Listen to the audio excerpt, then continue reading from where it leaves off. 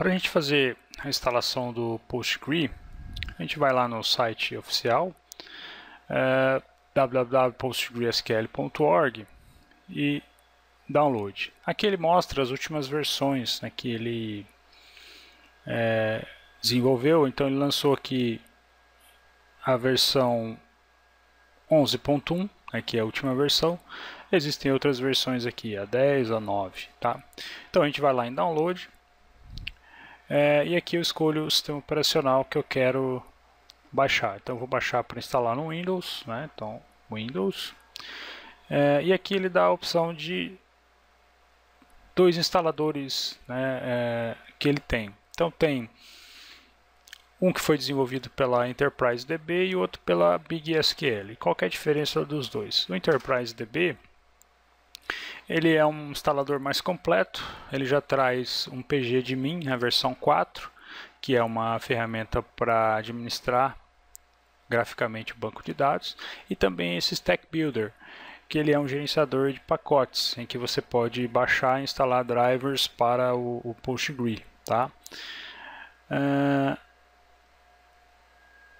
Essa outra opção aqui foi disponibilizada pela BigSQL e ela tem menos componentes, ela só traz, no caso, o servidor. Tá? Ela tem também a possibilidade de instalar o pgadmin na versão 3, tá? Só que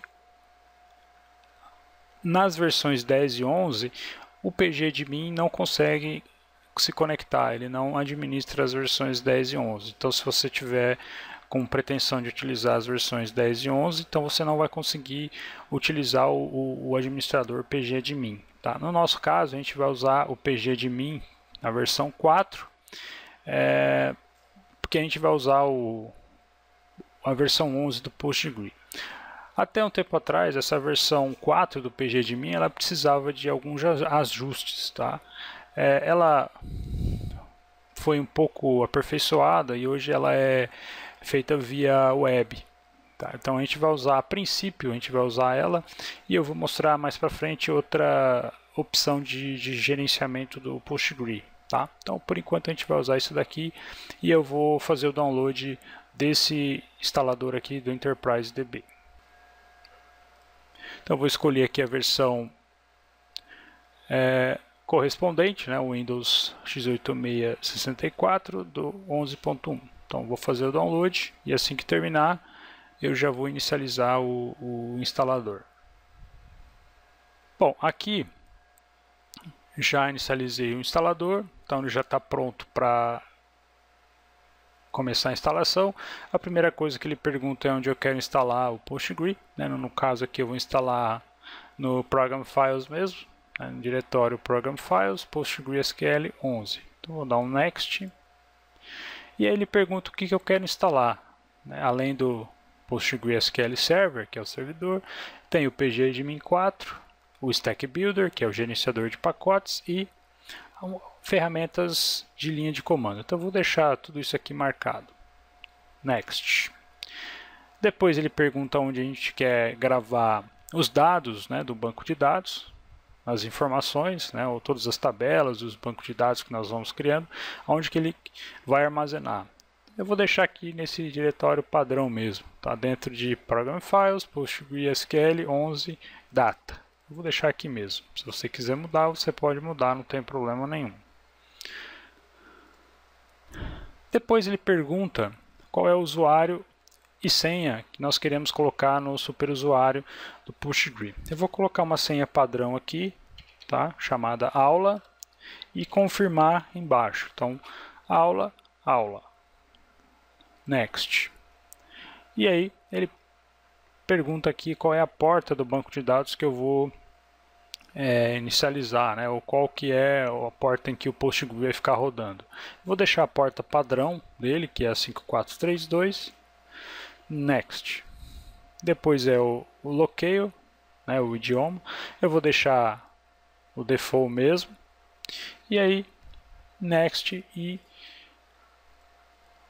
next, e é só aguardar o término da instalação.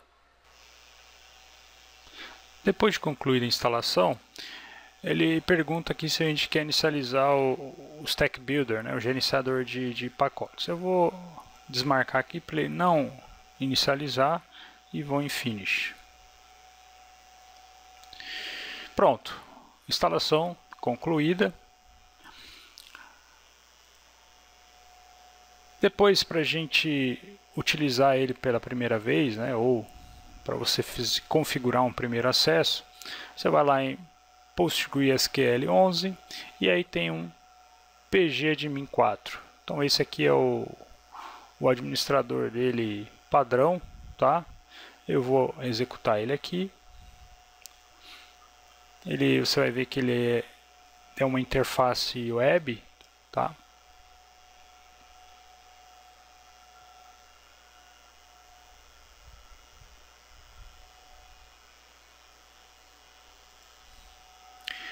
Ok, então está aqui a interface dele, né? Aqui do lado esquerdo ele traz aqui os servidores, ele já traz aqui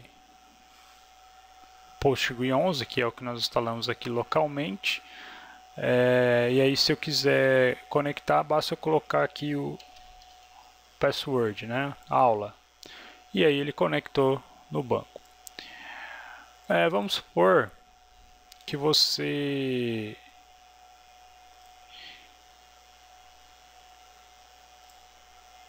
não tenha nenhuma conexão aqui. Então, como que você configura, né? Então, você vem aqui, botão direito em Server, Create Server.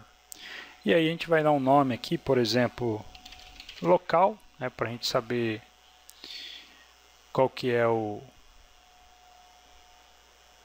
nome da nossa conexão. E aqui o host, né, que ele vai se conectar. No nosso caso, como a gente está conectando localmente, então a gente coloca localhost. E aí o usuário, a database, embaixo o usuário. E depois a senha, que é aula. E aí ele pergunta se você quiser salvar o password ou não, né? Aí você fica com a opção de salvar ou não. Depois, clica aqui no botãozinho Save. Aí ele criou aqui para a gente novamente a conexão. Então aí conectar. Então deixa eu desconectar aqui para conectar novamente. Desconectei. Clica 2 vezes. Aula. Ok. Está conectado no banco de dados. Bom, qual que é a estrutura dele aqui? Então a estrutura que ele coloca, né, as informações é a seguinte, ó. Então eu tenho o servidor, né, local. Dentro do servidor local eu tenho database, então eu posso ter vários databases, né, um ou mais databases no mesmo servidor. No caso aqui ele tem um chamado Postgres, que eu estou conectado. E aí eu tenho um esquema. Esses esquemas, o que significa? Esse esquema, eu posso ter também um ou vários esquemas dentro de um database.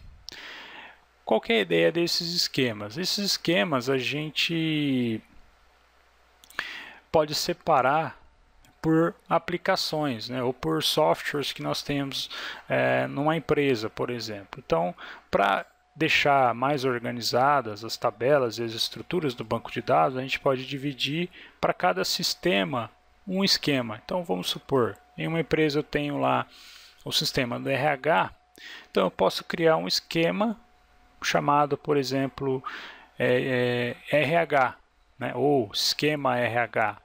E todas as tabelas correspondentes aos sistemas do RH eu coloco aqui dentro. E aí eu tenho um sistema, por exemplo, contábil na empresa. Então eu posso criar um esquema chamado contábil e lá colocar todas as tabelas e todos os dados desse sistema, tá, dentro do esquema contábil. E aí, é claro, se você precisar obter informações de esquemas diferentes, você pode fazer isso sem problema nenhum, tá? Isso é bastante tranquilo. Então a gente utiliza os esquemas justamente para separar logicamente as tabelas, né, as informações. E aí, dentro de cada esquema, né, no caso aqui eu tenho o esquema public, que é o padrão, né, que ele traz.